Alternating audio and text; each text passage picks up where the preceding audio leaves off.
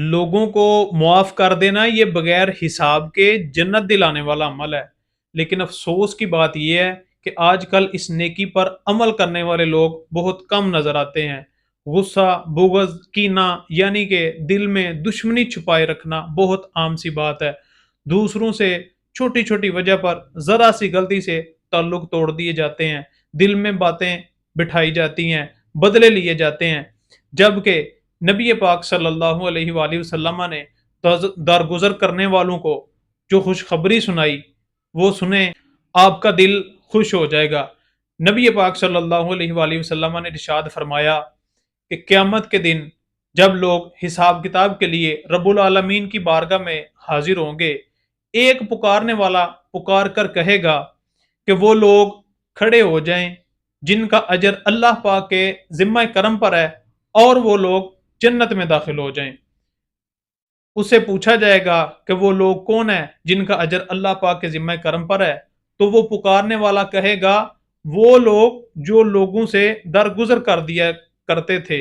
اور حدیث پاک میں یوں آتا ہے کہ اس اعلان کے بعد ہزاروں لوگ اٹھیں گے اور بغیر حساب کے جنت میں داخل ہو جائیں گے۔ اور قرآن پاک میں بھی اس بات کا ذکر کیا گیا، ارشاد ہوتا ہے اگر تم کوئی نیکی کرو چھپ کر یا اعلانیہ، یا تم کسی برائی سے درگزر کرو، تو بے شک اللہ معاف کرنے والا قدرت والا ہے۔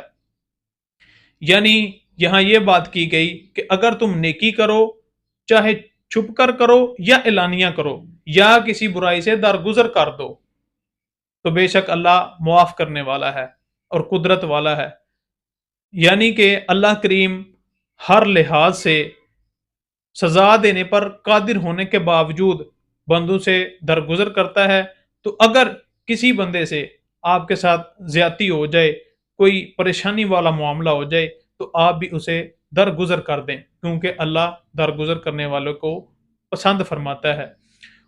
ایک دفعہ اللہ کے نبی موسیٰ علیہ السلام نے رب العالمین کی بارگاہ میں عرض کیا، اے رب العالمین، تیری بارگاہ میں سب سے زیادہ عزت والا بندہ کون ہے؟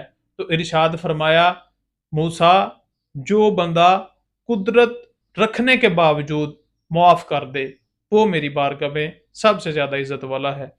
اور نبی پاک صلی اللہ علیہ وآلہ وسلم نے ارشاد فرمایا جو بندہ تین باتوں پر عمل کر لے، اللہ کریم اس کے حساب میں آسانی فرمائے گا اور اسے جنت میں داخل فرما دے گا۔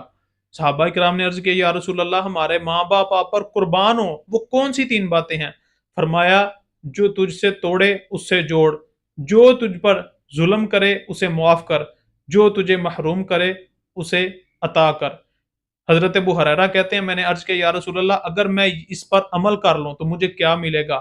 تو سرکار دو عالم صلی اللہ علیہ وآلہ وسلم نے ارشاد فرمایا، اللہ کریم تجھے جنت میں داخل فرما دے گا۔